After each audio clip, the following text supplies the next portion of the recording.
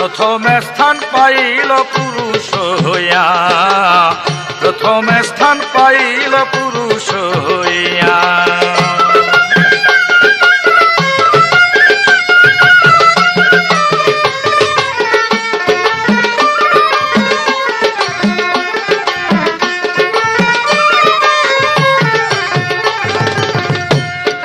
প্রথম পুরুষ আদম শফি, আল্লাহর মনোনীত প্রতিনিধি গো। প্রথম পুরুষ আদম শফি, আল্লাহর মনোনীত প্রতিনিধি। তারা সেজদাদার ফেরেশতায় আদি, সেজদাদার ফেরেশতায় আদি আল্লাহর হুকুম পাইয়া প্রথমে স্থান পাইল পুরুষ হইয়া, প্রথমে স্থান পাইল পুরুষ হইয়া।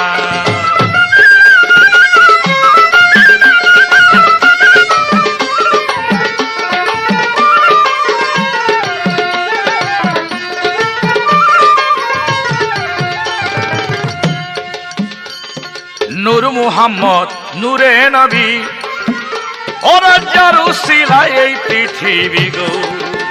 ওরা নূর মুহাম্মদ নূরে নবী, দেখো যার উসিলায় এই পৃথিবী গো।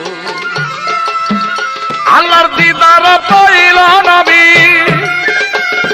দিদার পাইল নবী, মেরাজের দাওয়াত পাইয়া প্রথমে স্থান পাইল পুরুষ হইয়া, প্রথমে স্থান পাইল পুরুষ হইয়া।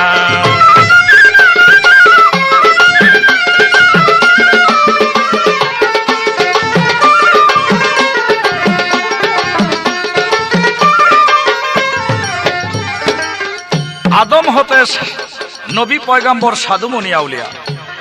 এখানে সাধু কথাটা বাংলা ভাষা এসেছে যার ভাব অর্থ সৎ ব্যক্তি, সুফি মতবাদের ব্যক্তি। আদম হতে নবী পয়গাম্বর সাধু আউলিয়া প্রথম স্থান পাইল পুরুষ হইয়া, এটা আমার মুখের কথা নয়। আল কোরআনের মধ্যে আল্লাহ পাক বর্ণনা করেছেন, আদম শকুল্লাহকে সৃষ্টি করার আগে আল্লাহ পাক ফেরেশতাদেরকে নিয়ে একটি মিটিং করেছিলেন, যার বর্ণনা আল্লাহ পাক সূরা বাকারার মধ্যে বলেছেন, ইন্নী জাইলুন ফিল আরদি খলিফা, আমি একজন প্রতিনিধি তৈরি করিতে চাই। সেই প্রতিনিধি হলো আদম, সেই প্রতিনিধি হলো পুরুষ। রাসূল করিম সাল্লাল্লাহু আলাইহি ওয়াসাল্লামের নূর দ্বারা, তার উসিলার মাধ্যমে সমগ্র পৃথিবীর মধ্যে মানুষ সৃষ্টি হয়েছে, সমগ্র পৃথিবী সৃষ্টি হয়েছে। তাই বলেছে অন্ধকার ধন্ধকার খুয়াকার নৈরাকার চার আকারের পরে আল্লাহ পাক বলেছেন, কুনতু কাঞ্জান মাকিয়ান ফা আবাবতু আনওয়াফা ফাকালাতুল খালাকা ইরফা, আমি গুপ্তরত্ন স্বরূপ ওহাদতের বাগানে ছিলাম। প্রেমাবেশে বিকাশ হইল, প্রেমাবেশে বিকাশ হইবার ইচ্ছা হইল, তাই সৃষ্টির সূচনা করি। সর্বপ্রথম নূর তাজাল্লাহ নূর মুহাম্মদকে জিজ্ঞাসা করি, আলাস্তু বিরাব্বিকুম, আমি কি তোমার প্রভু নই? নূরে বলছে, কালু বালা লা ইলাহা ইল্লাল্লাহ, আপনিই আমার প্রভু।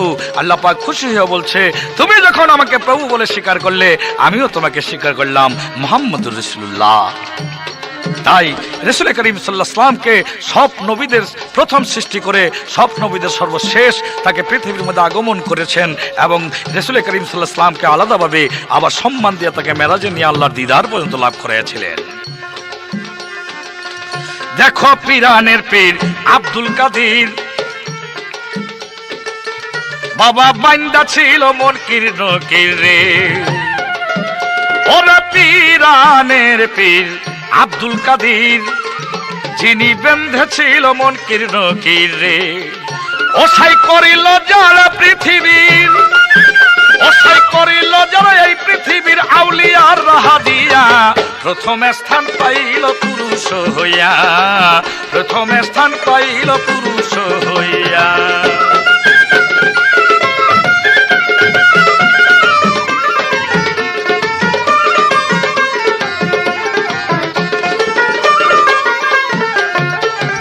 বড়বীর আব্দুল কাদের জিলানী, আল্লাহ পাক তাকে সমস্ত পুরুষের মধ্যে নবীদের পরে আউলিয়ার শ্রেষ্ঠ মর্যাদা দান করেছেন। যিনি জানা যায় কবরের মধ্যে ইন্তেকালের পরে যখন তাকে রাখা হয়েছিল, তখন মুনকির নকির দুই ফেরেশতা এসে তার কাছে প্রশ্ন রাখতে চেয়েছিলেন, মান রাব্বুকা। আর আব্দুল কাদের জিলানী দুই ফেরেশতাকে আটকিয়ে ধরলেন, বেয়াদবি করো না, আমি মুসলমান, আমাকে সালাম দান করো, তোমাদের আটকাইলাম। তখন ফেরেশতারা মাপ চাইতে চাইলেন, মাপ চাইতে লাগলেন। বড় পীর আব্দুল কাদের জিলানী তাদেরকে ক্ষমা করার জন্য উদ্যত হইলেন বটে, কিন্তু একটি শর্ত তাদেরকে দিয়ে আটকেলেন। বললেন, সমস্ত ফেরেশতাদের সামনে যখন আল্লাহ পাক বলেছিল আমি মানুষ সৃষ্টি করব, আমি পুরুষ সৃষ্টি করব, আমি আদম সৃষ্টি করব, তখন তোমরা বলেছিলে এই মানুষ জাতি কাটাকাটি, মারামারি, হানাহানি, রাহাজানি করবে, অতএব কারণে তারা ইবাদতের মধ্যে সম্পূর্ণ ইবাদত পরিপূর্ণ করতে পারবে না, আপনার ইবাদতের সঙ্গে তারা সম্পর্ক রাখতে পারবে না, আপনার সঙ্গে তারা প্রেম করতে পারবে না। সেই বাধা তোমরা দিয়েছিলে। আজ দেখো আমি আব্দুল কাদের সেই বংশে জন্ম নিয়েছি, সেই আদম হতে পৃথিবীর মধ্যে এসেছি। কেন তোমরা নিষেধ করেছিলে? আমার দ্বারা সেই সম্ভব হয়েছে, আমার মতো অনেক মানুষ দ্বারা এই পৃথিবীর মধ্যে সম্ভব হয়েছে আল্লাহর মনের বাঞ্ছাকে পূর্ণ করার জন্য। অনেক কথার পর, অনেক ক্ষমা চাওয়ার পর তাদেরকে ছেড়ে দেওয়া হয়। তাই জ্ঞান বুদ্ধি বিবেক বিবেচনা দেখো পুরুষের সঙ্গে নাই তুলনা রে। ও জ্ঞান বুদ্ধি বিবেক বিবেচনা পুরুষের সঙ্গে নাই তুলনা রে। সরকার আবুল করে গান রচনা, সরকার আবুল করে গান রচনা, পুরুষ কুলে জন্ম পাইয়া প্রথম স্থান পাইল পুরুষ হইয়া, প্রথম স্থান পাইল পুরুষ হইয়া।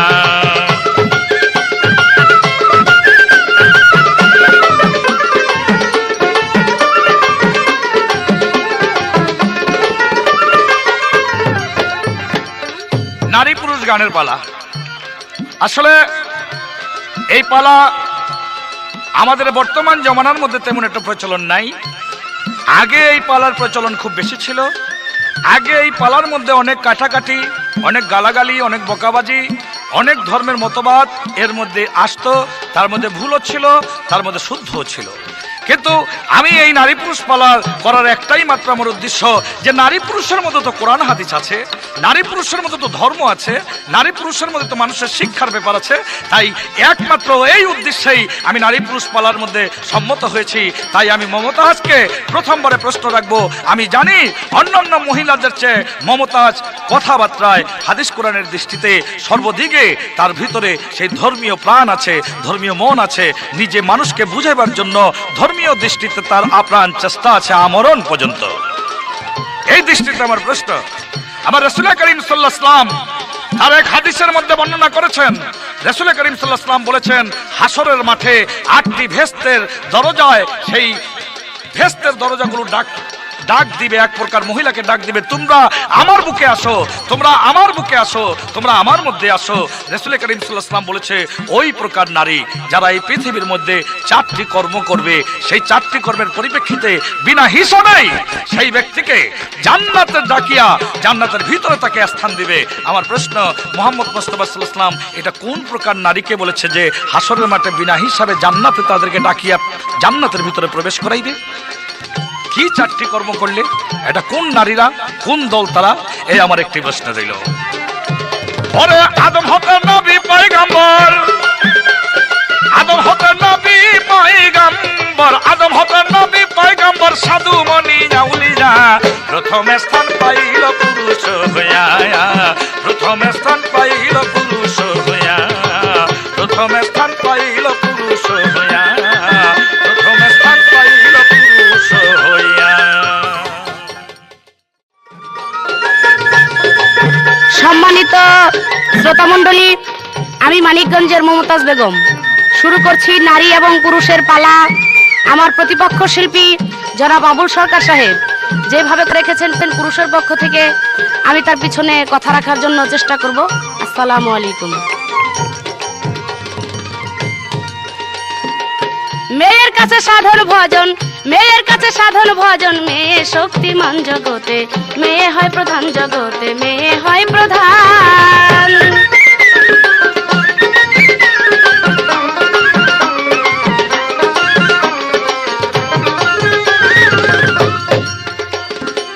নৈরাকারে পাক পাঞ্জাত,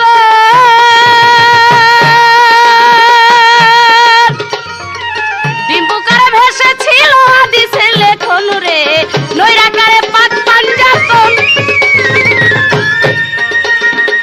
ডিম্বুকারে ভেসেছিল হাদিসের লেখন, ওই ডিমের খোসা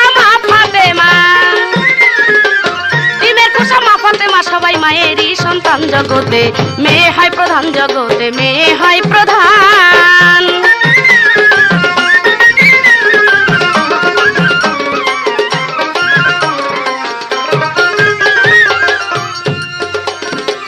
হিন্দু শাস্ত্রের শক্তি হলো মা, মহাদেবকে করতে বিয়ে মনে বাসনা রে তার। হিন্দু শাস্ত্রের শক্তি হলো মা, মহাদেবকে করতে বিয়ে মনে বাসনা, কুদরতি শক্তির জোরে 101বার জন্মে মরে সৃষ্টির কারণ জগতে, মেয়ে হয় প্রধান জগতে, মেয়ে হয় প্রধান।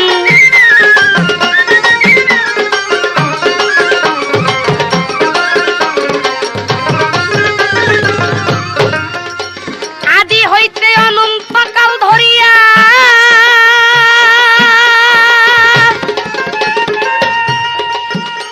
ওরে মায়ের গর্ভে জন্ম নিয়া যায় সৃষ্টি হইয়া রে।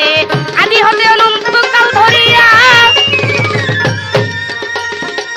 মায়ের গর্ভে জন্ম নিয়া যায় সৃষ্টি হইয়া, ওরে মমতা যে কয় ভাবিয়া মাকে ভক্তি করো গিয়া, মায়েরই চরণ তলে বেহেশতের সন্ধান জগতে, মেয়ে হয় প্রধান জগতে, মেয়ে হয় প্রধান।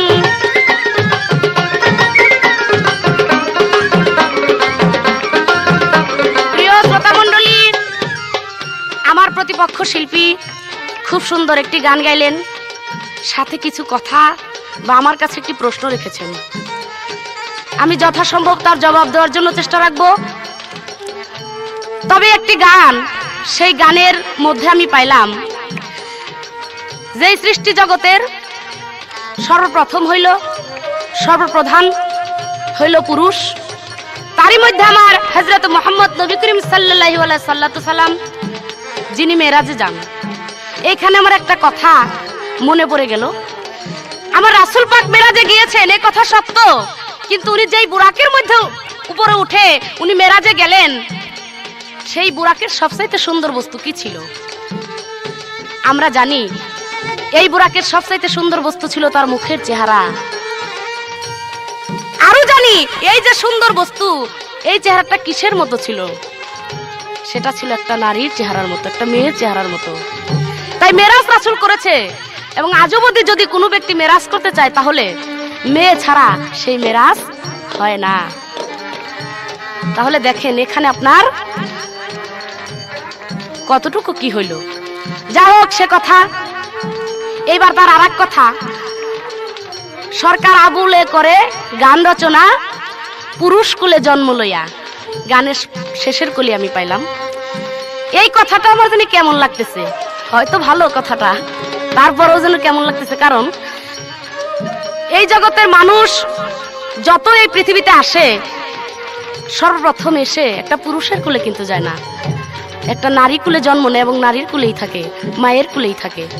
তো উনি বলতেছে যে পুরুষ কুলে জন্ম লইয়া, এই কথাটা কেমন বললেন সেটা আপনার বিবেক বিবেচনার উপরে রইল। এবার আমার কাছে উনি প্রশ্ন রেখেছে, কাল হাসরের মাঠে বেহেশত হইতে নারীদেরকে ডাকবেন, 4টি কর্ম করলে বিনা হিসেবে তারা বেহেশতে যাবে। সেই 4টি কর্ম কি, কোন নারীরা করবে? এটা চিন্তামণি নারী যারা, তারাই সেই কর্ম করবে। এবং এই 4টি কর্ম হইল, প্রথম 2টি কর্ম হইল নামাজ এবং রোজা। কারণ সত্য কথা আমি বলবো, সেখানে আমার নারীর মতে যতটুকু সত্য আছে আমি ততটুকুই বলবো, আমি মিথ্যে বলার চেষ্টা করব না। আর 2টি কর্ম হইল স্বামীর বাধ্য থাকা এবং স্বামীর কথায় রাজি থাকা সব সময়। এই হলো 4টি কর্ম, যেই মহিলারা করবেন তিনারা বিনা হিসেবে বেহেশতে যাবে। আল্লাহ হাদিস। এইবার উনার যা কথা ছিল সবকিছু শেষ হয়ে গেল। এবার ছোট্ট করে ওনার কাছে একটি প্রশ্ন রাখবো। একদিন আমার রাসূল পাক উনি চিৎকার দিয়ে উঠলেন, সাথে সাথে একটি কথা উনি বললেন যে আজকে আমার একটা অঙ্গ শেষ হয়ে গেল। কিন্তু সাহাবীরা খুঁজে দেখলেন তার অঙ্গের কিছুই হয় নাই, কোনো ক্ষতিই হয় নাই। আপনার কাছে আমার প্রশ্ন, কিছুই তার অঙ্গের ক্ষতি হয় নাই, তবু উনি কেন বললেন যে আমার আজকে একটা অঙ্গ শেষ হয়ে গেল? এই মাত্র একটি প্রশ্ন, আশা করি সুন্দরভাবেই তার মীমাংসা দেবেন।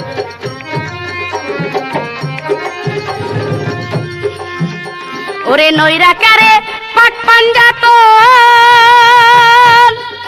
কিরে ডিম্বুকারে ভেসেছিল হাদিসে লেখন রে, নৈরাকারে পাট পাঞ্জাত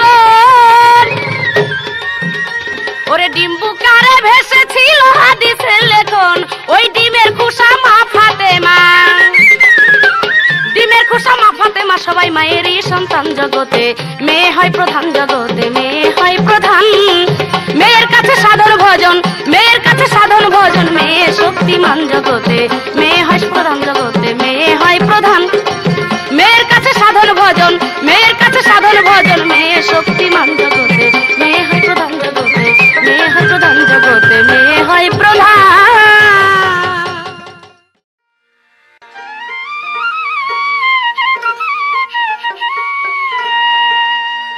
একজন পুরুষের উসিলাতে এলি মায়া এই জগতে, আবার হবে মরিতে যদি যাইতে চাও জান্নাতে, মজগিয়া স্বামীর খেজমতে, মজগিয়া স্বামীর খেজমতে। একজন পুরুষের উসিলাতে এলি মায়া এই জগতে, আবার হবে মরিতে যদি যাইতে চাও জান্নাতে, মজগিয়া পুরুষের খেজমতে, মজগিয়া স্বামীর খেজমতে।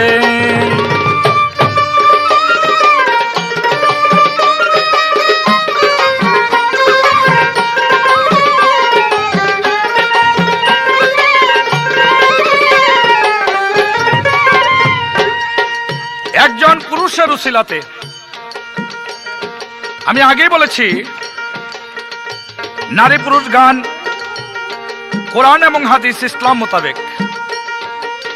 তাই আল্লাহ পাক কোরআনের মধ্যে বর্ণনা করেছেন, আমি আদম শফুল্লাহর বান্দারের অংশ হতে রেহান নামক একটি হাড় বাহির করে আমি একটি মেয়ে তৈরি করলাম, মেয়ে সৃষ্টি করলাম। আল্লাহর কুদরতে সেই রেহান নামক হাড়ে একটি মেয়ে সৃষ্টি হলো, যার নাম হলো হাওয়া।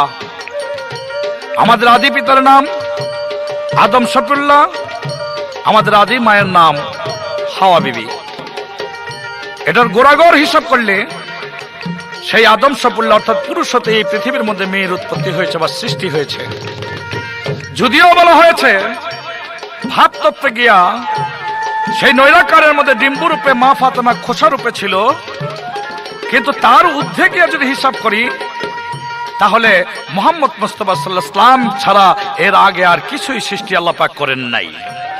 হাদিস এবং কোরআন তার প্রমাণ করে। আমার রাসূল করিম সাল্লাল্লাহু আলাইহি ওয়াসাল্লামের কাছে আনাস এসে বললেন, ইয়া রাসূলুল্লাহ, আপনি বলেন সর্বপ্রথম আল্লাহ পাক কি সৃষ্টি করেছে? তখন রাসূল করিম সাল্লাল্লাহু আলাইহি ওয়াসাল্লাম পরিষ্কার ভাষায় বলে দিলেন, সর্বপ্রথম সৃষ্টি করেছে আমাকে, আমি সর্বপ্রথম সৃষ্টি হয়েছি। তাই একজন পুরুষের উসিলাতে এলে মায়া এই জগতে, আবার হবে মরিতে যদি যাইতে চাও জান্নাতে, মজগিয়া স্বামীর খেজমতে, স্বামীর খেজমত। তাই যেদিন তোমার হবে বিয়া, যাবে স্বামীর ঘরে, সেই দিন হইতে পুণ্য নাকি লিখে পরবারে রে, লিখে পরবারে।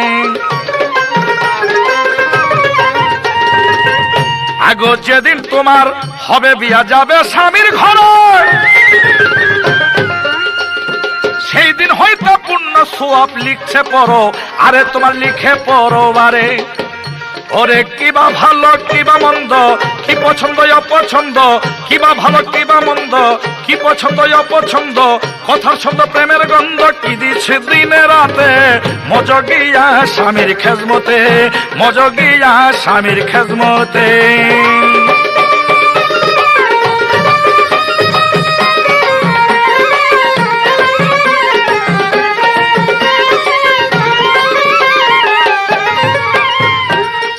আমার প্রতিপক্ষ শিল্পী মমতাজ বেগম তার গানের মধ্যে তিনি সুন্দর যুক্তি রেখেছেন। রাসূল করিম সাল্লাল্লাহু আলাইহি ওয়াসাল্লাম মেরাজে গিয়েছিলেন, আমি একটি গানের মধ্যে বলেছিলাম যে আল্লাহ পাক তাকে শ্রেষ্ঠ করলেন দিদার দিয়া, এটাও একটা বিষয়। কিন্তু তিনি যুক্তি রেখেছেন সেই মেরাজে তো গিয়েছিলেন বোরাক দিয়া। এখন বোরাকের মধ্যে সুন্দর যে বস্তুটি লাগানো হয়েছিল তা একটা মেয়ের সুরত। হ্যাঁ, এই কথা আমি স্বীকার করি, কিন্তু এই মেয়ের সুরত দিয়া বোরাককে যে তৈরি করা হয়েছে, কার জন্য তৈরি করা হয়েছে? আমার কথা তো ওটা, তৈরি করা হয়েছে আমার রাসূল করিম সাল্লাল্লাহু আলাইহি ওয়াসাল্লামের জন্য। এটা আল্লাহ পাক আগেই সৃষ্টি করে রেখেছে। মূল বিষয় হলো বোরাক। বোরাক শব্দের বাংলা অর্থ বিদ্যুৎ গতি সম্পূর্ণ বাহন। আমার প্রতিপক্ষ শিল্পী হয়তো আরেকটি কথা বলেছে যে আজও যদি কেউ মেরাজ করতে চায় তাহলে মেয়ের দরকার আছে। আসলে মুহাম্মদ মুস্তাফা সাল্লাল্লাহু আলাইহি ওয়াসাল্লাম যেই মেরাজ করেছে, এই মেরাজ আর পৃথিবীর মধ্যে কারো হয় নাই, হবেও না। এই মেরাজ হবে না। তবে হাদিসের মধ্যে মেরাজের কথা, শরীয়তের দৃষ্টিতে একটি কথা আছে, আসলাতু মিরাজুল মুমিনিন, নামাজের মাধ্যমে মুমিনের মেরাজ হবে, ওখানে কোনো মেয়ের দরকার পড়বে না। তরিকতের দৃষ্টিতে যদি তুমি মেয়ের কথা দেখাতে চাও, সেই হাকিকতের দৃষ্টিতে যদি মেয়ের কথা দেখাতে চাও, তবু আমি বলবো সেখানে পুরুষের জন্যই সেই বোরাককে মেয়ে হিসাবে সুন্দর বস্তু দিয়ে সৃষ্টি করা হয়েছে। আমার গানের শেষ অন্তরা ছিল সরকার আবুল করে গান রচনা পুরুষ কুলে জন্ম নিয়া। আমার প্রতিপক্ষ শিল্পী ভালো যুক্তি দিয়েছে যে আমি তো জন্ম পাই আমার মায়ের কুলের মধ্যে উঠেছি, তাহলে পুরুষ কুলে জন্ম হলো কেমনে? আসলে কুল তো একটা কথা নয়, কুল তো তিনটা। বাংলা ভাষার মধ্যে তিনটি কুল আছে। একটি কুল বলা হয় নদীর কুল, একটি কুল বলা হয় জাতি বা বংশকুল, একটি কুল বলা হয় মায়ের কুল। তাই তিনটি কুল, একটার মধ্যে কৌকার কু দিয়ে কুল, আরেকটার মধ্যে কয়ের সুকার দিয়ে কুল, আরেকটার মধ্যে কয় দিলুকার দিয়ে কুল। আমি যে কুল বলেছি সেটা হলো জাতি বংশ। আমি বংশ, আমার জাতি, আমি পুরুষ কুলের জাতি, আমি পুরুষ কুলে জন্ম নিয়া ধন্য করেছে আল্লাহ পাক আমাকে। তাই আমি বলেছি আবুল করে গান রচনা পুরুষ কুলে জন্ম নিয়া। এটা মুখের কথা নয়, সমগ্র পৃথিবীর মধ্যেই এটার বাস্তব প্রমাণ আছে। পৃথিবীর মধ্যে পুরুষরা যত লেখক, মহিলা তত লেখক হবে না। মহিলা লেখক আছে স্বীকার করি, কিন্তু সংখ্যায় পুরুষ লেখক বেশি। ওই দৃষ্টিতে পুরুষের মান মর্যাদা, জ্ঞান মর্যাদাও বেশি। ওই দৃষ্টিতে বলা হয়েছে পুরুষ কুলে জন্ম নিয়া। লূত নবীর স্ত্রী ছিল রূপে ঝলমল,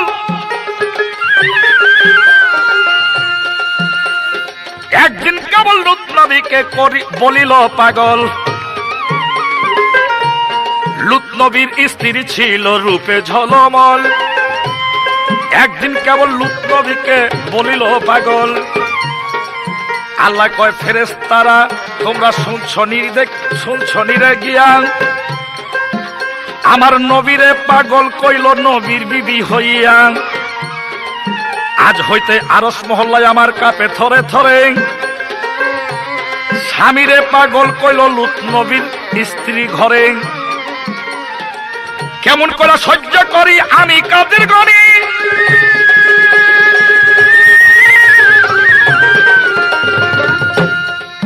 সে যে স্বামীরা পাগল কহিল হইয়া ঘরণী।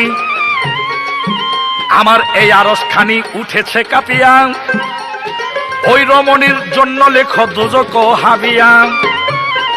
স্বামীরে পাগল কইয়া দুজক লিখে নিল, হাদিসেতে লূত নবীর স্ত্রী কিন্তু দুজকবাসী হইল। তাই স্বামীরে পাগল কইয়া মাইয়া গেল কাফের হইয়া, স্বামীরে পাগল কইয়া গেল সে কাফের হইয়া, পাইল দুজক খাবিয়া। আবুলেতে কয় ভাবিয়া লিখে আছে কিতাবে, লিখের কিতাবেতে মজগিয়া স্বামীর খেজমতে, মজগিয়া স্বামীর খেজমতে।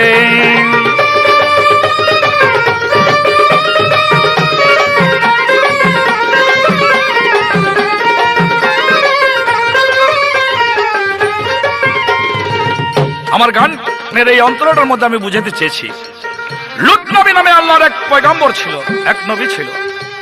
এই লূত নবীর বিবি লূত নবীকে মানুষের সমাজে, লূত নবী যে আল্লাহর বাণী প্রচার করে সেই কথা মানুষ শোনে না, মানুষকে ঢিল মারে, মানুষের তাকে ঢিল মারে, মানুষের তাকে পাগল বলে। লূত নবীর স্ত্রীও তাদের সঙ্গে রায় দিলেন, সায় দিলেন, হ্যাঁ আমার স্বামী পাগল। আল্লাহ পাকের আরশ মহল্লা কেঁপে উঠল। আল্লাহ পাক বলছে ঘরের বিবি স্ত্রী হইয়া তার স্বামীকে পাগল বলছে, আমি এই কথাই অসন্তুষ্ট হয়ে গেছি, তার কপালে লিখে রাখো তার ইন্তেকালের পরে তার জন্য দুজক হাবিয়া। তাই কত বড় গুরুত্বপূর্ণ কথা। স্বামীর সঙ্গে আজকাল কত রকম মেয়েরা, কত রকম ঘরণীরা কত রকম কথা ব্যবহার করে, কত ভাষা ব্যবহার করে, কত রকম অসন্তুষ্ট ভাব প্রকাশ করে, কত গালাগালি করে। আল্লাহ পাক শুধু স্বামীকে পাগল বলার পরিপ্রেক্ষিতে যদি দুযোগ দিতে পারে, এটা নবীর বিবিকে, বর্তমান মহিলাদের, বর্তমান অনেক রমণীদের আল্লাহ পাক যে কি অবস্থা করবে তা যেন আল্লাহ পাক। তবে ধন্য তোমার কথার প্রতি আমি সন্তুষ্ট যে হাদিসের দৃষ্টিতে তুমি বলেছ নামাজ এবং রোজা এবং স্বামীর বাধ্যগত থাকা এবং স্বামীর সন্তুষ্টের প্রতি লক্ষ্য রাখবে। যেই রমণী পৃথিবীর বুকেরা বুকে হাসরের মাঠে ওই রমণীদেরকে আল্লাহ পাক বেহেশতকে হুকুম দিবে, বেহেশতরা স্বাগতম জানাবে, ডাকবে, তোমরা আমাদের বুকে আসো, আমার বুকে আসো। তাদের বিচার ছাড়া তাদের বুকের মধ্যে চলে যাবে। কিন্তু ওই রকম রমণী হওয়া চাই প্রত্যেক ঘরে ঘরে। আর স্বামীদেরকে বলছি, প্রত্যেকটি স্বামী যেন স্ত্রীর প্রতি হাদিস কোরআনের দৃষ্টিতে ন্যায্য হিস্সা দান করে, ন্যায্য বিচার দান করে, ন্যায্য কাজ করে।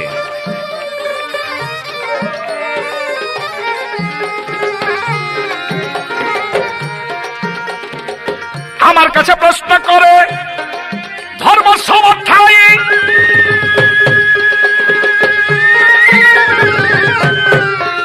আমার কইলা পেঁচা এইবারে মারছে একটা ঘাই রে।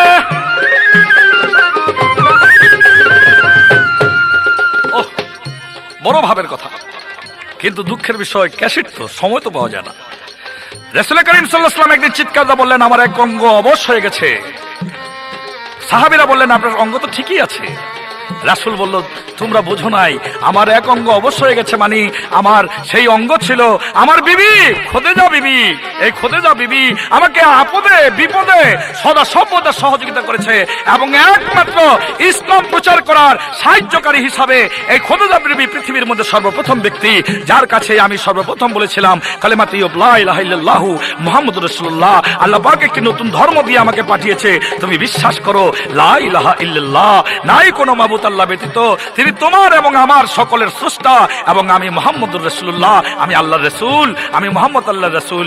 খোদেজা বিবি বললেন, আলহামদুলিল্লাহ, আমার স্বামী জীবনে মিথ্যা কথা বলে না, আমার স্বামী কোনো ভুল কথা বলে না, আমার স্বামী নবী, আমি স্বীকার করি লা ইলাহা ইল্লাল্লাহু মুহাম্মাদুর রাসূলুল্লাহ। খোদেজা বিবি প্রথম মুসলমান হয়ে গেলেন। নারীদের কত বড় মর্যাদা দিলেন রাসূল, কত বড় সম্মান দিলেন ইসলাম। তিনি সর্বপ্রথম মুসলমান এই দুনিয়ার বুকে। এই খোদেজা যখন ইন্তেকাল করলেন, তখন রাসূল করিম সাল্লাল্লাহু আলাইহি ওয়াসাল্লাম বললেন, আমার একটি অঙ্গ অবশ হয়ে গেল, একটি অঙ্গ আমার নষ্ট হয়ে গেল, একটি অঙ্গ আমার বাতিল হয়ে গেল। এই অঙ্গটা ছিল আমার খোদেজা বিবি। রাসূল করিম সাল্লাল্লাহু আলাইহি ওয়াসাল্লামের বাম অঙ্গ ছিল সে খোদেজা বিবি। এটার মধ্যে বহুত কথা আছে, আমি এত কথা বলার সময় পাবো না, তাই আমি একটি প্রশ্ন আগে করে নেই। এবার নতুন কইরা মাইয়ার কাছে এলা জিজ্ঞাসান, আমার দয়াল নবীর হাদিসেতে করেছে বর্ণন। আমার দয়াল নবী করিম সাল্লাল্লাহু আলাইহি ওয়াসাল্লামের কাছে এসে চারজন রমণী, চারজন মহিলা বা মতান্তরে কয়েকজন মহিলা এসে বললেন, ইয়া রাসূলুল্লাহ, পুরুষটা যদি একসঙ্গে চারটি বিবি রাখতে পারে তাহলে আমরা পারবো না কেন? আমার প্রশ্ন থাকবে, মুহাম্মদ মুস্তাফা সাল্লাল্লাহু আলাইহি ওয়াসাল্লাম তার হাদিসের দৃষ্টিতে চারটি গাভীর কোন বিষয়বস্তু দিয়ে তিনি এর ব্যাখ্যা দিয়েছিলেন, কেন পারবে না? আজকাল জমানার মধ্যে দেখি নবীজি নারীদের ইসলাম ধর্মে পূর্ণ সম্মান দিয়েছে, যেমন মাকে মায়ের সম্মান, বোনকে বোনের অধিকার, স্ত্রীকে স্ত্রীর অধিকার। এখন সমাজের মধ্যে এক প্রকার কিছু নারী আছে, তারা অধিকারের দাবির জন্য সংগ্রাম চালায়। তার মধ্যে তাসলিমা নাসরিন আছে, ফরিদা আছে, কি দাবি তাদের আছে যা কোরআন এবং হাদিসের মধ্যে অপূর্ণ রয়ে গেছে। আমার এই জন্য প্রশ্ন রইল, মুহাম্মদ মুস্তাফা সাল্লাল্লাহু আলাইহি ওয়াসাল্লাম কি বুঝিয়েছিলেন? নারীরা কেন চারটি পুরুষ রাখতে পারবে না, চারটি স্বামী একসঙ্গে রাখতে পারবে না, কিভাবে বুঝিয়েছিলেন? এই আমার একটি প্রশ্ন রইল। তাই পুরুষের উসিলাতে এলিমায়া এই জগতে আবার হবে মরিতে, যদি যাইতে চাও জান্নাতে, মজগিয়া স্বামীর খেজমতে, মজগিয়া স্বামীর খেজমতে। পুরুষের উসিলাতে এলিমায়া এই জগতে আবার হবে মরিতে, যদি যাইতে চাও জান্নাতে, মজগিয়া পুরুষের খেজমতে, মজগিয়া স্বামীর খেজমতে, মজগিয়া স্বামীর খেজমতে, মজগিয়া স্বামীর খেজমতে।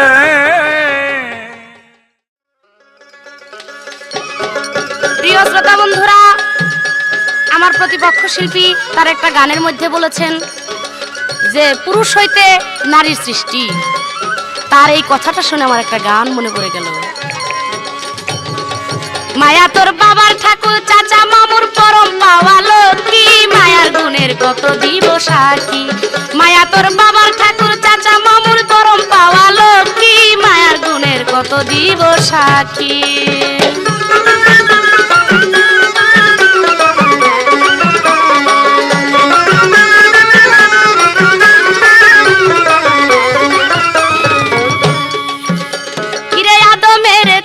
করে আল্লাহ রাইখা দিল ভেস্তপুরে ভেস্তপুরে আদম সুফি সাইকি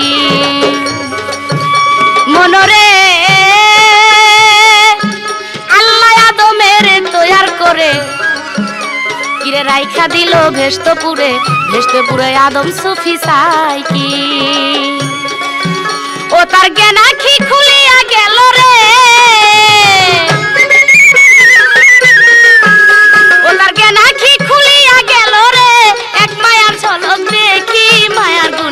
কত দিব সাক্ষী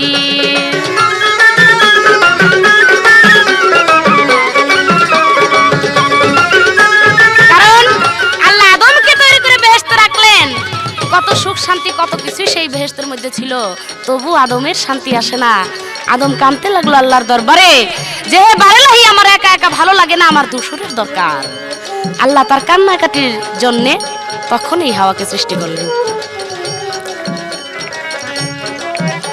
মনরে কিরে আয়ব নবী দেশ ছাড়িল তারে 18 সাল কিরাই খাইলো হয়েছিল বলে কুষ্ঠ রোগী ও মনরে আয়ব নবী দেশ ছাড়িল তারে 18 সাল কিরাই খাইলো হয়েছিল বলে কুষ্ঠ রোগী কিরে রহিমা তোর প্রাণ বাঁচাইল রে কিরে রহিমা তোর প্রাণ বাঁচাইল রে নইলে যাইতো পরাণ পাখি মায়ার গুণের কত দিব সাক্ষী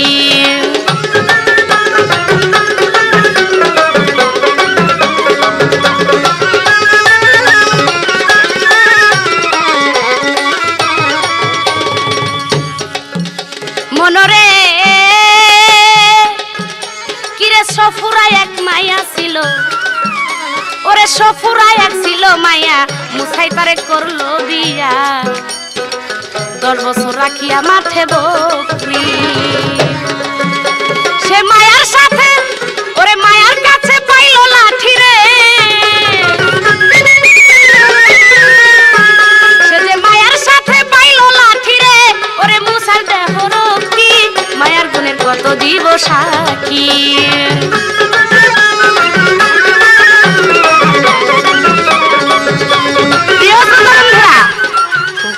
সুন্দর একটা গান করেছেন তবে সেই গানের মধ্যে পাইলাম একজন পুরুষের উসিলাতে এলি মায়া জগতে আবার হবে মরিতে যদি যাইতে চাও জান্নাতে মজগিয়া স্বামীর খেজমতে কথাবার্তা গানটা বড়ই সুন্দর কিন্তু এখানে জানি আমরা সবসময় জানি যে খেদমতে এখানে উনি খেজমতে কোন ভাষা দিয়ে কিভাবে উনি বললেন হয়তো এটা আমি বুঝতে পারতেছি না যাই হোক সেটা উনি আপনাদের সামনে সুন্দরভাবে তুলে ধরবেন কথাটা এইবার একটা কথা পরিপ্রেক্ষিতে উনি কথা রাখছেন যে রাসূলের সেই বুরাক সম্বন্ধে যে সেটা যতই সুন্দর হোক আর মেয়ের চেহারা হোক কিন্তু পাঠিয়েছেন তো রাসূলের জন্যই আমি বলবো সে কথা সত্য রাসূলের জন্যই পাঠিয়েছে কিন্তু উদ্দেশ্য হলো মেয়ে ছাড়া তার মেরাজ হয়েছে কিনা কেন তার তো অনেক আশাব ছিল অনেক ভক্ত ছিল অনেক প্রিয় পাত্র ছিল তাদের চেহারা ওই বুরাকের মধ্যে দিল না কিন্তু একটা নারীর চেহারা কেন দেওয়া হইলো এইটাই তোমার কথার উদ্দেশ্য ছিল মূল কথা ছিল এইবার আরেক কথা উনি বলেছেন যে পুরুষ হইল সর্বজ্ঞানী পুরুষের মধ্যে লেখক কই মহিলাদের মধ্যেও আছে তবে কম হইল সেগুলো গুণী এবং সেগুলো মূল যেমন একটা কথা এই যে কুরআন তৈরি হয়েছে সৃষ্টি হয়েছে এটাকে যে লিপিবদ্ধ করা হয়েছে আমার রাসূল পাক মৃত্যুর পরে রাসূল পাকের স্ত্রী হাফসা রাদিয়াল্লাহু আনহার নেতৃত্বে এই কুরআনকে লিপিবদ্ধ করা হয়েছে একটা মহিলার নেতৃত্বে কারণ যখন নাকি সেই জামাল যুদ্ধের মধ্যে প্রত্যেকটা হাফেজ তারা নিহত হইতেছিল, তখন যাদের কাছে এই কোরআন মুখস্থ আছে তারা নিহত হইতেছিলেন, তখন এই হাফসি রাদিয়াল্লাহু আনহি উনি উসমান গনির কাছে গিয়া বলেন যে তুমি তাড়াতাড়ি এই কোরআন লিপিবদ্ধ করো, নচেত আর এই কোরআন লিপিবদ্ধ করা যাবে না।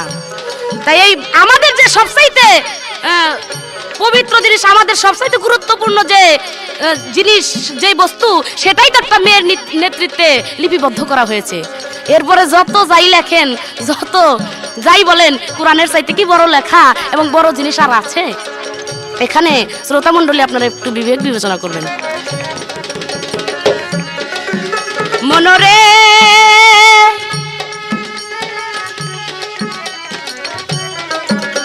ওরে সুলাইমান এক বাদশা ছিল, বাদশাইটা হারাইলো, হারাইয়া সুলেমানিয়া মনরে ওরে সুলেমান এক বাদশা ছিল, সে যে বাদশাইটা তার হারাইলো, হারাইয়া সুলেমানিয়া ও এক জেলে মায়া বিয়া কইরা রে, ও এক জেলে মায়া বিয়া কইরা রে, রাজ্য পায়া হইল সুখী মায়ার গুণের।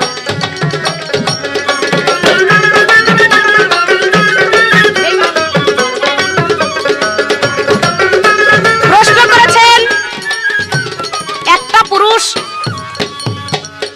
চারটা স্বামী রাখতে পারে, চারটা স্ত্রী রাখতে পারে, কিন্তু একটা মেয়ে চারটা স্বামী রাখতে পারেন, এটা রাসূল পাক তার কি মীমাংসা দিয়েছেন? এটার কথাটা বলতে গিয়ে আবার উনি বললেন যে এই যে তসলিমা নাসরিন, এই যে তার অধিকার চাইতেছে, কারণ মায়ের অধিকার দেওয়া হয়েছে, বোনের অধিকার দেওয়া হয়েছে, স্ত্রীর অধিকার দেওয়া হয়েছে, এরপরেও তসলিমা নাসরিন কি অধিকার চান? যার জন্য আমার এই প্রশ্নটা। কেন তসলিমা নাসরিন কি বলেছেন যে আমার চারটা স্বামীর দরকার? এটা আপনি কেমন কথা বললেন? না, সে তো তা বলে নাই। তসলিমা নাসরিন বলেছেন যে একই মায়ের উদর থেকে, একই বাবার পেশানির থেকে আমরা এই পৃথিবীতে আসি, কিন্তু জমি বন্টনের কালে দেখা যায় ভাইয়ে পায় 2 ভাগ আর মেয়ে পায় 1 ভাগ। এই অবিচারটা কেন করা হয়েছে মেয়ের উপরে? আরেকটা কথা হইলো, বিয়ে হওয়ার সময় মেয়ের লাগে 2টা সাক্ষী আর ছেলের লাগে 1টা সাক্ষী। 1টা সাক্ষী হইলেই হয়, আর মেয়ের 2টা সাক্ষী দিন লাগবে। এই যে মেয়ের উপর একটা অত্যাচার, এটা কেন করা হয়েছে? শুধু তাই না, আরো কথা আছে যে তালাক দেওয়ার সময় পুরুষ যদি ইচ্ছা করে 1 তালাক 2 তালাক 3 তালাক দিয়ে দিলেই হয়ে যায়, কিন্তু মেয়ে যদি ইচ্ছা করে তার পুরুষ স্বামীকে পছন্দ না হয়, সে বলতে পারে না যে 1 তালাক 2 তালাক 3 তালাক। এই যে কিছু অবিচার মেয়ের উপর করা হয়েছে, কেন করা হয়েছে? যার জন্য তসলিমা নাসরিন বলেছে। সে কি 4টা স্বামী রাখার কথা বলছে? এটা আপনি জ্ঞানী ব্যক্তি হয়ে কি করে এই কথাটা তুলে ধরলেন? আমি চিন্তা ভাবনা করতে পারতেছি না। যাক, সে কথা। এইবার তার প্রশ্নের জবাব, কারণ আমার রাসূল পাক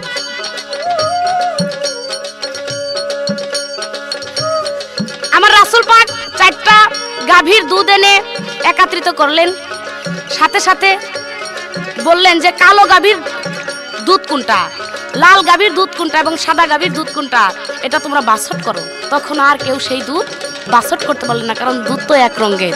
যার জন্য একটা মেয়ে যদি 4টা স্বামী রাখে আর সেই 4টা স্বামীর সঙ্গমে যদি তার গর্ভে সন্তান যায়, তাহলে কোন স্বামীর কোন পুরুষের সন্তান, এই জিনিসটার বাছট করার মতো সম্ভব না। যার জন্য একটা মেয়ে 4টা স্বামী রাখতে পারে না, কারণ ভাণ্ড হইল একটা। কিন্তু একটা পুরুষ যদি 4টা বিয়ে করে, এই 4 জনের গর্ভেই যদি সন্তান যায়, পুরুষ বলতে পারবে যে এটা আমার সন্তান। যার জন্য ভাণ্ড একটা বিধায় সেখানে 4টা স্বামী রাখার অধিকার মেয়েকে দেওয়া হয় নাই। আশা করি আপনার প্রশ্নের জবাব শেষ হয়ে গেল। মনরে ওরে সুলেমান এক বাদশা ছিল, বাদশাইটা হারাইলো, হারাইয়া সুলেমানি আংটি মনরে। ও তাই সুলেমান এক বাদশা ছিল, বাদশাইটা হারাইলো, হারাইয়া সুলেমানি আংটি। ও এক জেলে মায়া বিয়া কইরা রে, ও এক জেলে মায়া বিয়া কইরা রে, সে যে রাজ্য পায়া সুখী মায়া গুণের কত দিব সাক্ষী।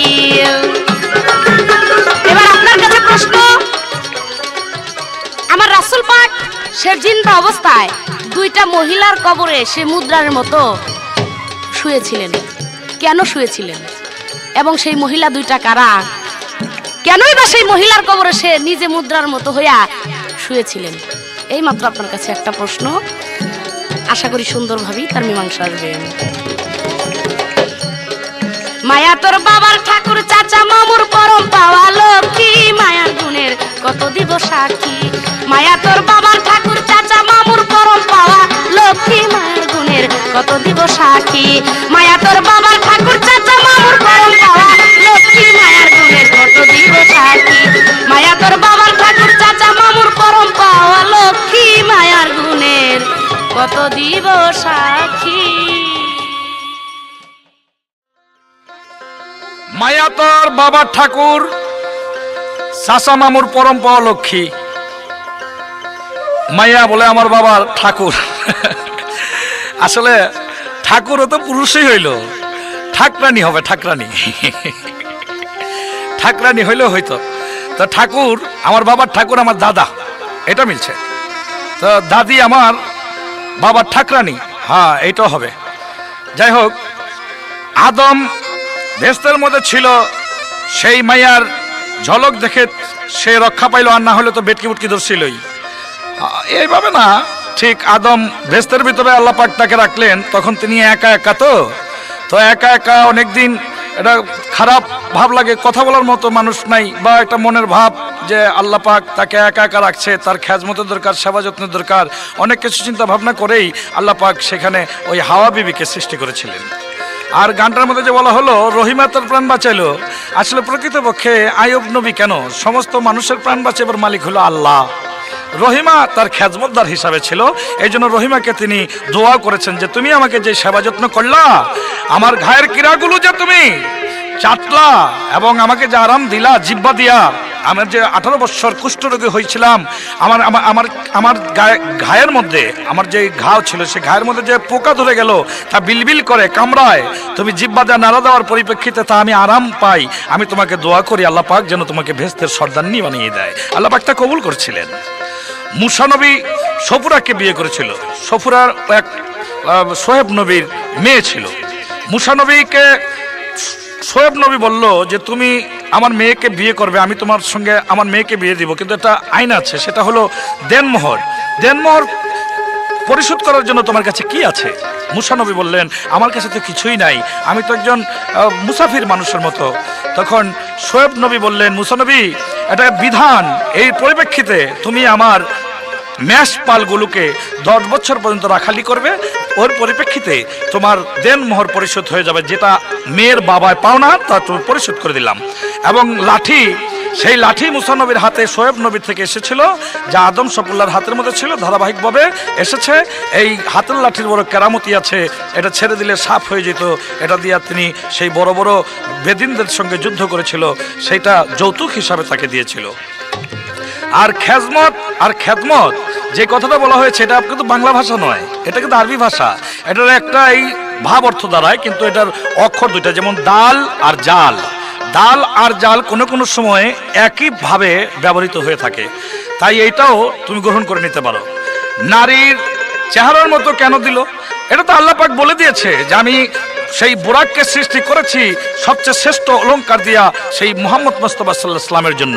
তাই শ্রেষ্ঠ অলঙ্কারের মধ্যে মেয়ের ছিল মুখ, সুরত, আর আধ্যাত্মিক দৃষ্টিতে সেই উম্মে হানি ফরিয়াদ করেছিল আল্লাহ পাক আমি যেন মুহাম্মদ মুস্তাফা সাল্লাল্লাহু আলাইহি ওয়াসাল্লামের মেরাজের রাত্রে খেজমতদার হতে পারি।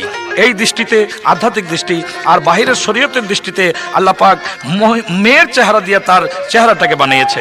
এর মধ্যে পুরুষও আছে, যেমন সিনাটা হলো বাঘের, এটা হলো হযরত আলী। তো সেই মেয়ের চেহারা, এটার মধ্যে একটা গুণ আছে, সেই গুণটা হলো একটা মায়াময়, একটা মায়া ভাব আছে। যেমন মনে করো আমার একটা ছেলে একটা মেয়ে হয়েছে, দুজনের একই রকম চেহারা, একেবারে হুবাহুব এক, তবু ওই মেয়ের চেহারাটার মধ্যে একটা মায়াময় ভাব আছে। ওটা বেশি ভাব দিয়েছে, ওটার মধ্যে একটা প্রেম আছে, ভাব আছে, ওই জন্য সেটা দিয়েছে। কিন্তু কেন? এটা মানুষের জন্য, পুরুষের জন্য। এটা পৃথিবীর মধ্যে আল্লাহ পাক সবকিছু জেনে শুনে লাগিয়েছেন। আর কোরআন শিক্ষার ব্যাপারে যে লেখকের মধ্যে মেয়েরা কম, তার মধ্যে তারা শ্রেষ্ঠ, এটা নয়। শ্রেষ্ঠ আছে, মেয়েরা লেখক ভালো আছে, কিন্তু পুরুষের মধ্যে বেশি লেখক বেশিও ভালো আছে। বড় পীর লেখক, খাজা বাবাই লেখক। আর এই কোরআন কিন্তু হাফসি, রাসূলের বিবি হাফসি নামে রাসূলের কোনো বিবি ছিল না, তা হাফসা ছিল। ওমরের মেয়ের নাম হাফসা, রাসূলের বিবি।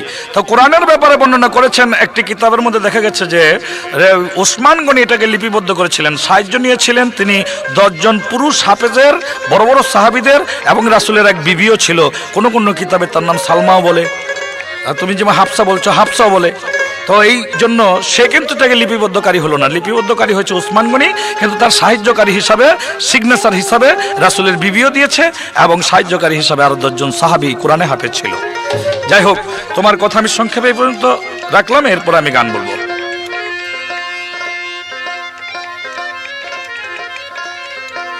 ওরে আল্লাহর পরে স্বামী বড়, আল্লাহর পরে স্বামী বড়, স্বামী হইল পুরুষ জাতি, কর স্বামী ভক্তি মাইয়া, কর স্বামী ভক্তি।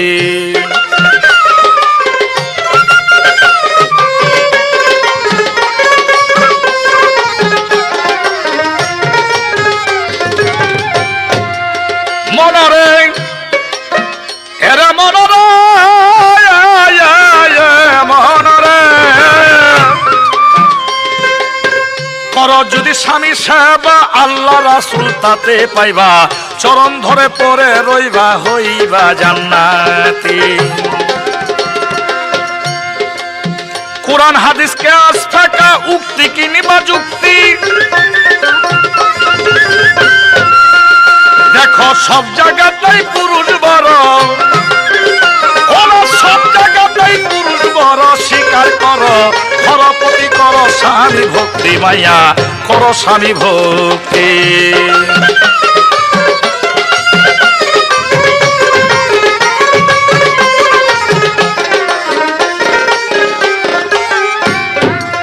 মনরে এরা ভুল মন মন মন রে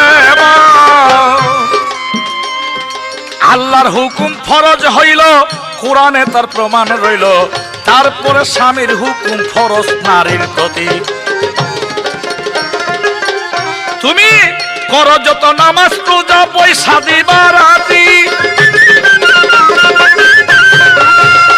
আরে সকল তোমার হবে বিফল, ওরা সকল তোমার হবে বিফল হইলে স্বামী অসন্তুষ্টি, করো স্বামী ভক্তি মাইয়া, করো স্বামী ভক্তি।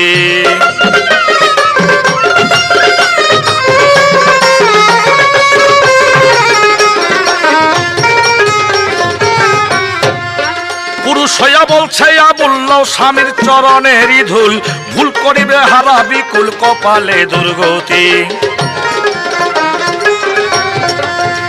আগো পুরুষ হইয়া বলছে আবুল্লাহ স্বামীর চরণে ধুল, ভুল করিলে হারা বিকুল, কপালে দুর্গতি। স্বামীর কথা না মানিলে লোকে কয় সতী,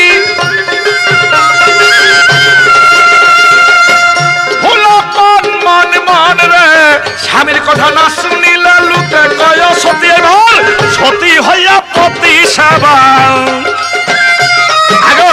সতী হইয়া পতি সেবা, সতী হইয়া পতি সেবা করলে পাইবা চিরমুক্তি, করো স্বামী ভক্তি মাইয়া, করো স্বামী ভক্তি।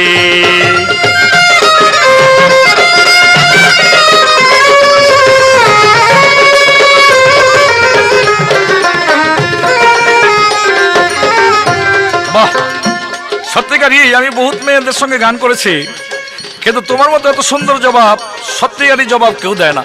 কি লিগা দেয় না জানোনি? দেয় না, নিজে নিজে একটা বড় মনে করে বয়ে থাকে, কত রকমের বড় হয়ে বয়ে থাকে। ঠিক জবাব দিয়েছ যে নারী একসঙ্গে 4টি স্বামী রাখতে পারে না। এই জন্য পারে না যে রাসূল করিম সাল্লাল্লাহু আলাইহি ওয়াসাল্লাম তার ব্যাখ্যা দিয়েছেন, নারীরা যখন, মহিলারা যখন এর প্রতিবাদ করেছিল যে আমরা কেন পারবো না, তখন 4 রঙের 4টি গাভীর দুগ্ধ এনে রাসূল করিম সাল্লাল্লাহু আলাইহি ওয়াসাল্লামের কাছে দিলেন। রাসূল করিম সাল্লাল্লাহু আলাইহি ওয়াসাল্লাম সবার সামনে একত্রিত করলেন। তখন দুগ্ধকে বাছট করতে বললেন। বাছট করার ক্ষমতা কারোর রইল না। তখন রাসূল বুঝাইলেন যে কার সন্তান হবে সেটা তোমার বলার শক্তি থাকবে না। তাই বাবা বলতে পারবে যদি একসঙ্গে 4টি স্ত্রীও তার থাকে, সেই সন্তান, যে সন্তান হবে সে সন্তান বাবার অধিকার পায় পৃথিবীর মধ্যে, তিনি প্রতিষ্ঠিত হয়, তার একটা পরিচয় থাকে। আর পরিচয় যদি না থাকে তাহলে এই জীবনে বড় দুঃখ হয়, তার বড় কলঙ্ক হয়। কিন্তু আমি কিন্তু তসলিমার সম্পর্কে এই কথা বলি নাই যে তিনি 4টা স্বামী চাইছে, তিনি অন্য ব্যাপারে দাবি জানাইছে। যেমন তুমি বললা জমি বন্টন নিয়ে, আসলে এই 4 স্বামীর ব্যাপারে দাবি জানাইছে এক মহিলা, তার নাম হলো ফরিদা। আমি এটা এটুকুই বললাম, আর বেশি বলুম না। সেও একজন লেখিকা।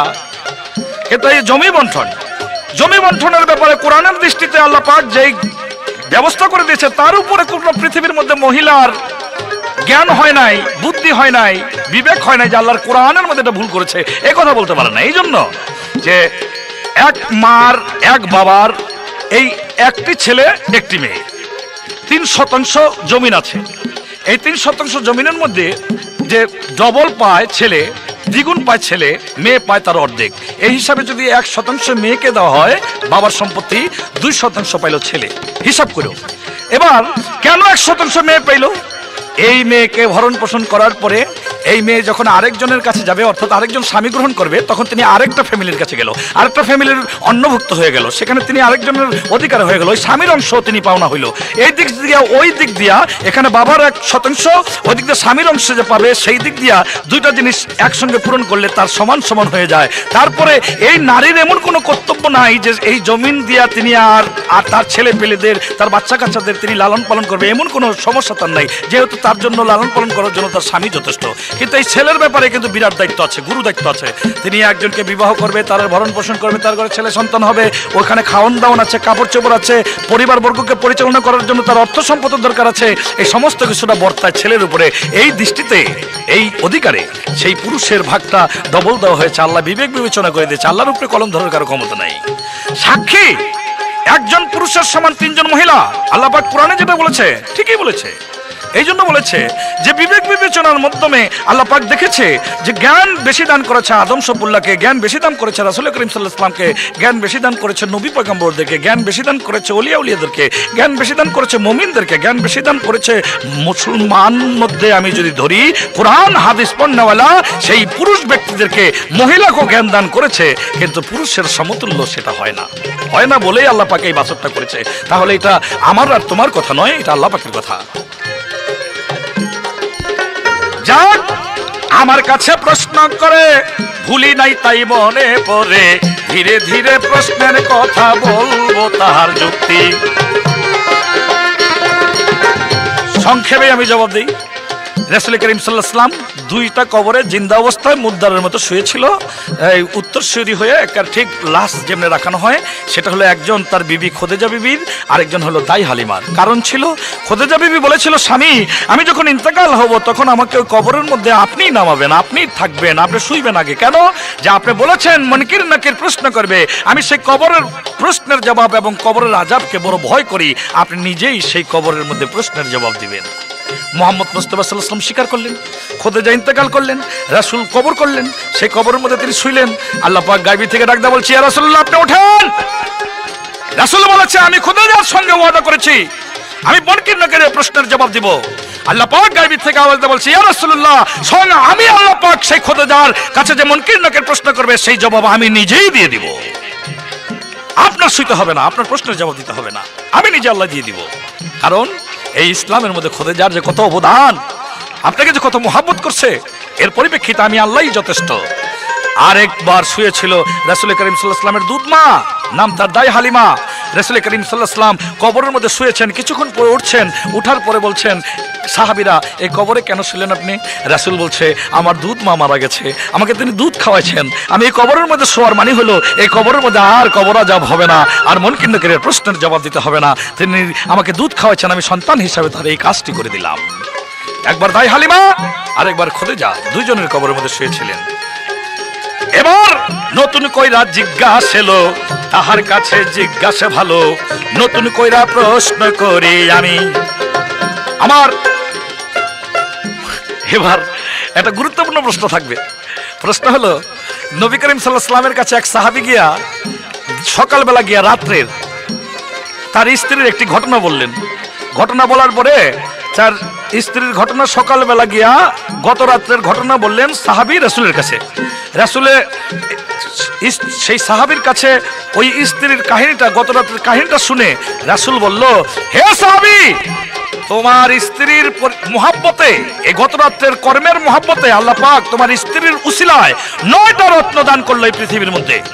আমার প্রশ্ন, গত রাত্রের কি কাহিনী রাসূলকে শুনিয়েছিলেন তার সাহাবী, এবং সেই কাহিনীতে সন্তুষ্ট হয়ে আল্লাহ পাক কি 9টি রত্ন দান করেছিল তার স্ত্রীর মুহাব্বতে? এই আমার একটি প্রশ্ন রইল।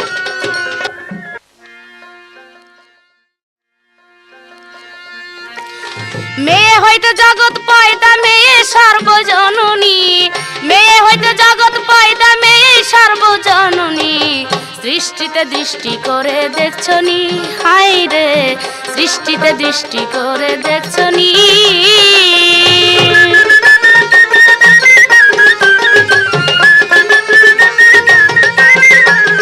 প্রিয় শ্রোতা বন্ধুরা, আমার প্রতিপক্ষ শিল্পী পুরুষের ভূমিকা নিয়ে খুব সুন্দর সুন্দর কথা রাখছেন। তবে তার কথার মধ্যে আমার কিছু পেশ থাকবে, কারণ তিনি একটা গান গাইলেন যে করো স্বামী ভক্তি, স্বামীর সেবায় নাকি মুক্তি পাওয়া যাবে। আচ্ছা, স্বামীকে যে ভক্তি করতে বললেন, আমার আল্লাহ তো তার পবিত্র কোরআনের মধ্যে বলছে আমায় ব্যতীত ভক্তি সেজদা হারাম। তাহলে একটা স্বামী, সে তো মানুষ, আল্লাহ ব্যতীত সেজদা হারাম, আল্লাহ ব্যতীত কাউকেই ভক্তি দেওয়া যাবে না, তাহলে স্বামীকে কিভাবে ভক্তি দেওয়া যায়? এই কথাটা আসলেই আপনার কোরআন দৃষ্টিতে ঠিক হয় নাই। যদি স্বামীর সেবা না করে যদি কিছু না হইতো, স্বামীর সেবা ছাড়া যদি কিছুই হবে না, তাহলে বিবি রাবিয়া বসির তিনি তো কোনো স্বামীর সেবা করেন নাই, তাহলে কিভাবে তিনি এত বড় একটা দরজায় গিয়া পৌঁছাইলেন? বিবি রাবিয়া বসি এত বড় একটা কিছু হয়ে গেলেন কিভাবে? যার জন্য মক্কা ঘর নাকি নিজেই একদিন আগে আসছিলেন। তাহলে আমার মনে হয় কথাটাও ঠিক না, কারণ আল্লাহর খেদমত যদি করা যায়, আল্লাহকে যদি সেই দিল দিয়া মন দিয়া ডাকা যায়, তাহলে মানুষের খেদমত সেখানে না করলেও হয়। যাই হোক, সে একটা কথা বলছে, কয় জমির ভাগের কথা, বলে পুরুষের 2 ভাগ, মেয়ের 1 ভাগ। এটা তো পবিত্র কোরআনের মধ্যেই আছে। হ্যাঁ, কোরআনের মধ্যে পুরুষের পক্ষে থাকলে আপনাদের তো খুব জুইত হয়, কিন্তু আরো অনেক কথাই তো রয়ে গেছে, সেগুলো তো আপনারা মানেন না। এই জমির কথাই, এই সম্পত্তির কথাই আমার আল্লাহ তার পবিত্র কোরআনের মধ্যে বলেছে যে তোমার যদি 3 ছেলে থাকে, তোমার সম্পত্তি যাহা কিছু আছে তুমি তা 4টা বন্টন করো, তার একটা বন্টন তুমি গরিব কাঙ্গালদের মধ্যে বিলায়ে দাও, আর 3টা বন্টন তোমার 3 সন্তানকে দিয়ে দাও। আপনারা তো তা দেন না, কেউ কি কোনোদিন দিয়েছে তা? ও জুইত মতো যেটা, এটা খুব মানেন না। কি বলবো, বলার আমার কিছুই নাই। উনি বলছে পুরুষরা হলো বেশি গিনি, অলি আব্দাল, নবী পয়গাম্বর যাহা কিছু আছে সমস্ত পুরুষ। আমি বলবো এই কথা ঠিক, কিন্তু 1 বিন্দু পানি মাত্র এই মায়ের গর্ভে দেওয়া হয়, আর এইরকম একটা জ্ঞানী ব্যক্তি এই মায়ের গর্ভে থেকে পয়দা করে এই পৃথিবীতে পাঠায় দেয়, এত নকশা নমুনা দিয়া কে পাঠায় দিল? একটা মায়া। তাহলে আপনারা তো জ্ঞানী, আর মায়া লোক হইলো এই জ্ঞানীর ফ্যাক্টরি। মায়া লোক জ্ঞানের ফ্যাক্টরি। তাহলে মনে করেন যে আপনি সেই মায়া লোককে কোনোদিনই অজ্ঞানী বলতে পারবেন না। যাক, সে কথা। এবার উনি প্রশ্ন করেছে, তার জবাব দিয়ে দিই, ক্যাসেটের সময় খুব সংকীর্ণ। বলেছেন একটা কাহিনী রাসূলের কাছে গিয়া বললেন, রাসূল সেই গত রাতের কাহিনী শুনে বললেন যে তোমার এই স্ত্রীর এই কাহিনীতে, এই ঘটনাতে 9টা রত্ন আল্লাহ পৃথিবীতে দিলেন। সেই কাহিনীটা ছিল ওই স্ত্রীর যে স্বামী, সেই স্বামী বাণিজ্যে গিয়েছিলেন, যাওয়ার পরে সে যে বাড়িতে আসবে সেই 3 তারিখ তার স্ত্রীর কাছে পাঠাইলেন যে আমি অত তারিখে বাড়িতে আসতেছি। যেদিন আসবে সেদিনই তার একটা সন্তান ছিল, ওই সন্তানটা সেদিন মৃত্যু হয়ে যায়, শিশু বাচ্চা। মৃত্যু হওয়ার পরে তার স্ত্রী ভাবলেন যে আমার স্বামী আজকে বাণিজ্য থেকে আসবেন, আর যদি আজকেই এই ছেলের মৃত্যু দেখে তাহলে হয়তো তার মনটা নষ্ট হয়ে যাবে। তখন তার স্ত্রী ওই সন্তানকে সুন্দরভাবে শোয়ায় রাখলেন এবং এইভাবে রইলেন। তার স্বামী আসার সাথে সাথে বুঝতে দিলেন না যে তার স্বামীর ওই সন্তান মারা গেছেন। রাত্র যখন চলে যায়, রাত্রের মধ্যেও স্বামী জিজ্ঞেস করলেন যে সন্তান কোথায়, বলে সে ঘুম আসছে। কিন্তু সকালবেলা বললেন, স্বামী যখন তার সন্তান চাইলেন বললেন যে সন্তান নাই, গতকালকেই তিনি মারা গেছেন। এই ঘটনা যখন রাসূলের কাছে বললেন, রাসূল বললেন এই ঘটনার পরিপ্রেক্ষিতে তোমার স্ত্রীর উপরে সন্তুষ্ট হইয়া আল্লাহ আরো 9টা সন্তান তোমার ওই স্ত্রীর গর্ভে দিবেন, সে 9টা সন্তান হবে হাফেজ কোরআনে। আশা করি আপনার প্রশ্নের জবাব হয়ে গেল। এইবার একটা প্রশ্ন আপনার কাছে আমি করব, সেই প্রশ্নটা হচ্ছে এই যে আদম তৈরি হইলেন, আদম সৃষ্টি হইলেন, আদম এবং হাওয়ার গর্ভে জোড়ায় জোড়ায় সন্তান হইল এবং জোড়ায় জোড়ায় সন্তানের বিবাহ হইল। কিন্তু এই যে শীষ পয়গাম্বর, সে তো শিশির মধ্যে জন্ম নিছে, তার তো কোনো জোড়া নাই। এই শীষ পয়গাম্বরের জোড়াটাকে আপনার কাছে একটা প্রশ্ন সুন্দরভাবেই জবাব দিবেন। ওরে মেয়ে হইতে জগৎ পয়দা, মেয়ে সর্বজননী, সৃষ্টিতে দৃষ্টি করে দেখনি হাই রে